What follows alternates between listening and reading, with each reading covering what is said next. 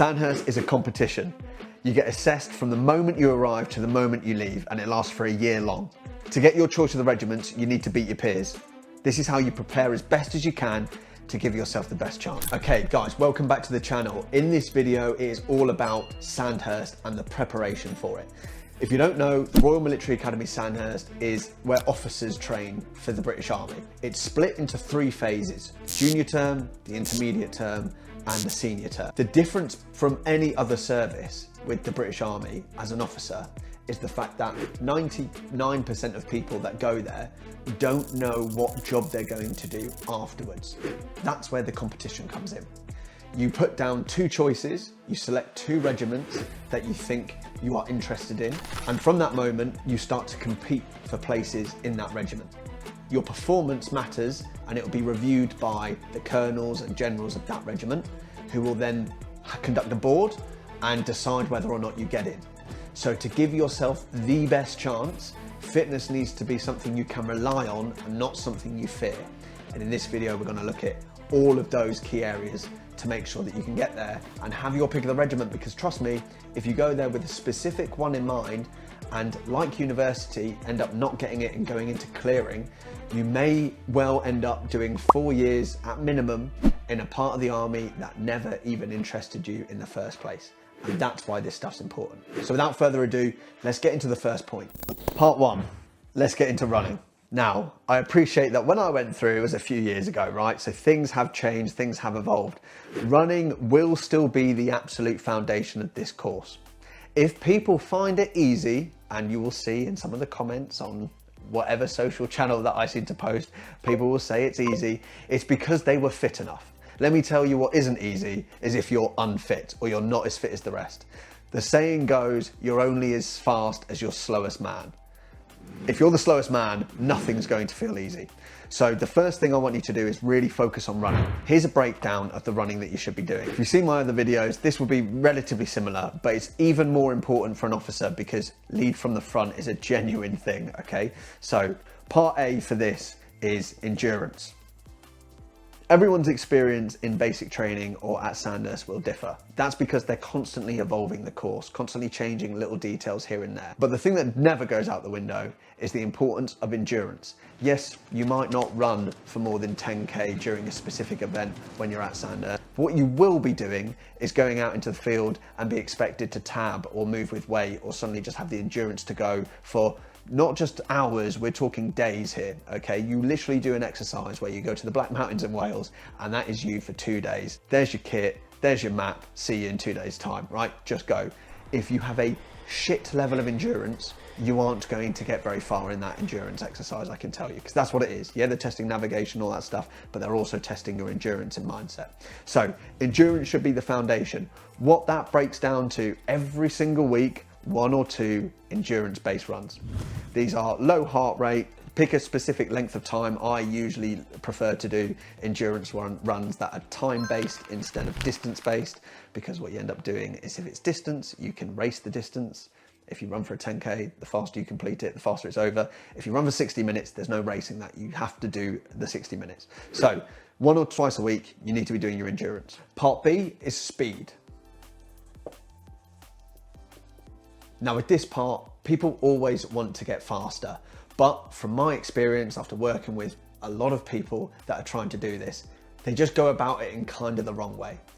To develop speed, you need to be doing short, hard interval sessions, but developing speed is not running a 5K slightly faster than your previous time or whatever it is. That's not actually optimal for developing speed. The thing with running is the fact that when you're actually there, it's the one way you physically see the most distance between people. Let me tell you a little story about me. I got there, all right, and I was pretty good at body weight reps. Banged out 90 odd push-ups or whatever it was in 2 minutes, okay? I was really strong upper body. My running was very mediocre. And no one really realizes how many push-ups you do versus someone else. Everybody realizes how far behind you are from the front man or how far you are behind from the pack. It's physically so obvious. And part C, this should be like a whole nother video, is stop running with weight. The reality is, if you can't run without weight, you can't run with weight. Generally, I will probably talk to someone once or twice a week, and a new person that will tell me that they are bad at running but good with running with weight. Let me break something to you. No, you're not, okay? The reality is, if you can't run without weight, you can't run with weight. Typically, these will be guys that are bigger, might be carrying a little bit of battle fat, as we call it, but definitely more stocky, right?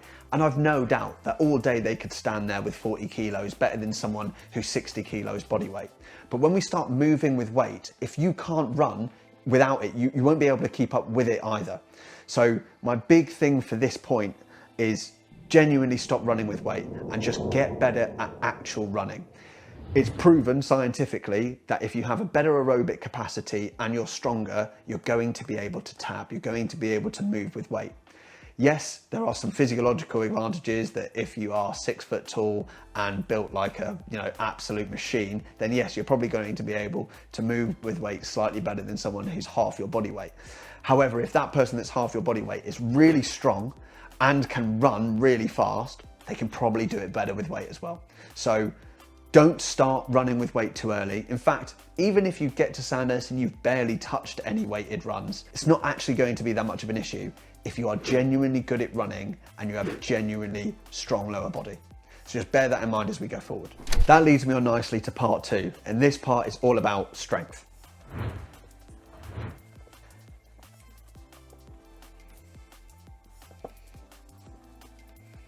Now, from my last video, we've already established that pull-ups, push-ups and sit-ups are going to be important.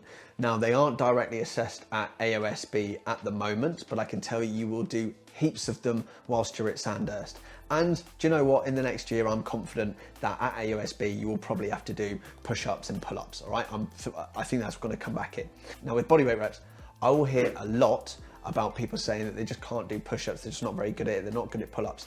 These things, if you just work on them consistently every week, maybe a couple of times a week, you will see progress. Pull-ups tend to be a bit slower progress. They are just a harder movement, but especially push-ups and sit-ups, in a month, you can be worlds apart if you just train them regularly.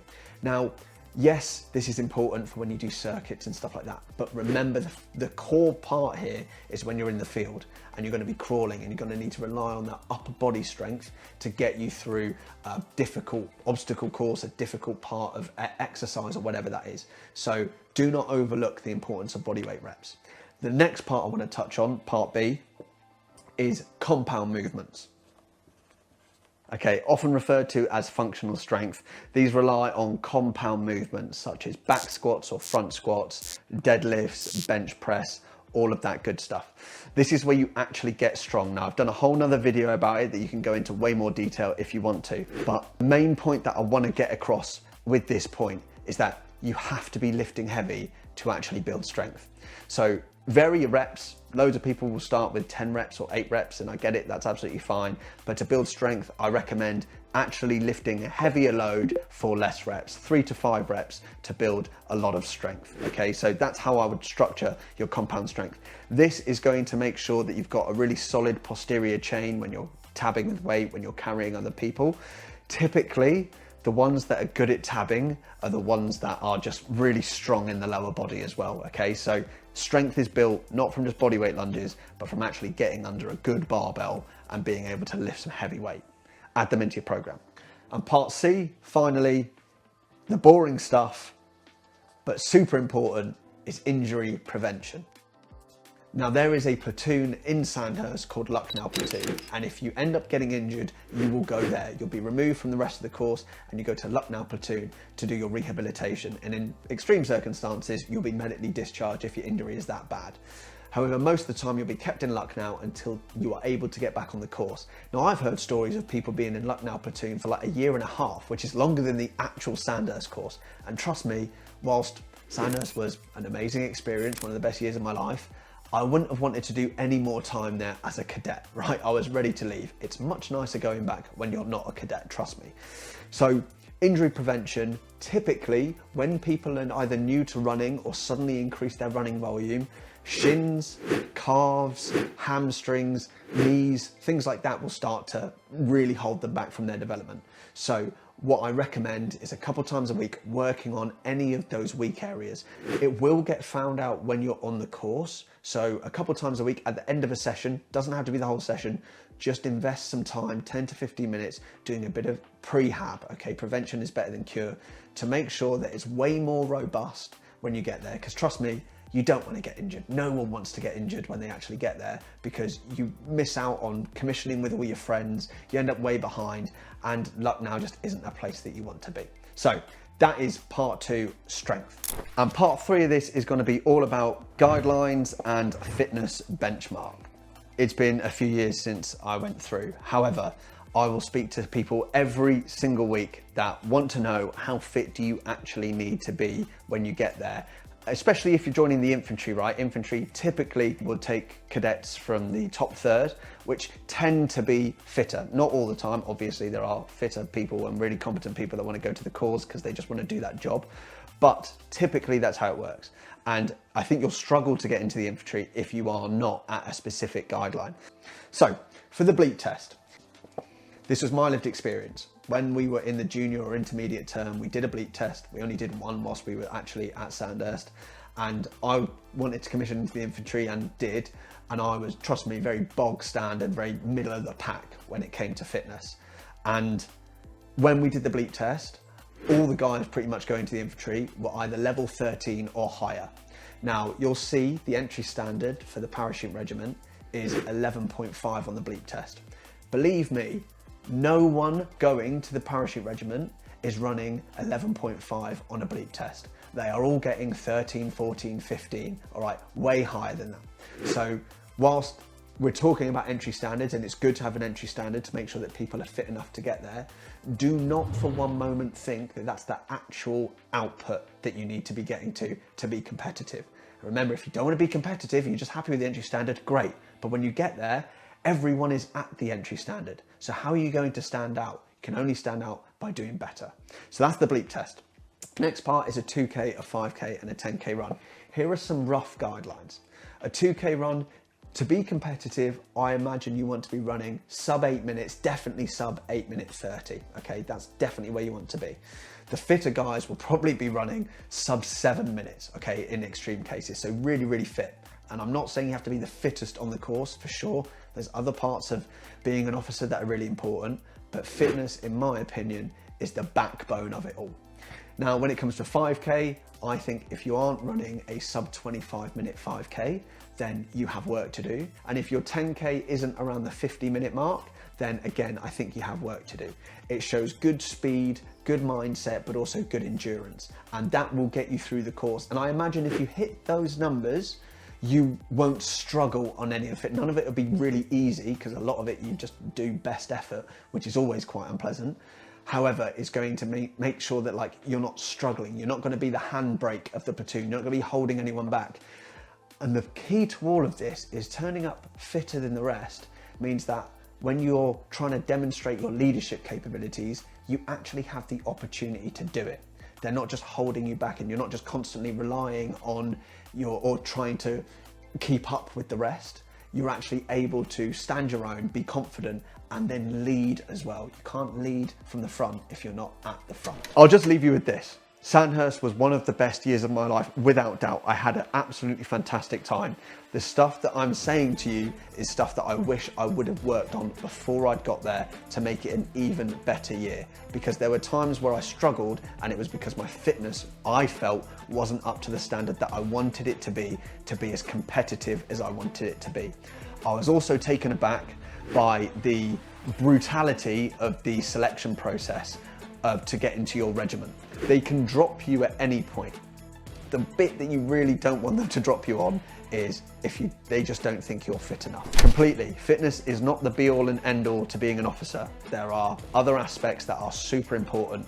However, in my opinion, it is the absolute backbone of it. It needs to be a strong point so that you can rely on it when it gets tough, so that you then have the bandwidth to demonstrate your leadership capabilities. All right, and that is it for this week's video. If this stuff has helped you, then please do consider clicking subscribe. I'll also put the link to a Discord community that I've just launched, okay? I'll put the link in the description. Please head there. It is a free page for anyone that's going through the process right now and feels a little bit lost, because I know how isolating it can be and a bit daunting before you get there. So feel free to click the link, join the server. It's run by myself and another officer, and it's got loads of people that are going through the process, whether that's as an officer or as a soldier. So feel free to just ask us any questions. I hope this is helpful. Click like, click subscribe, click the bell next time I upload a video, and I'll see you next time with a brand new video.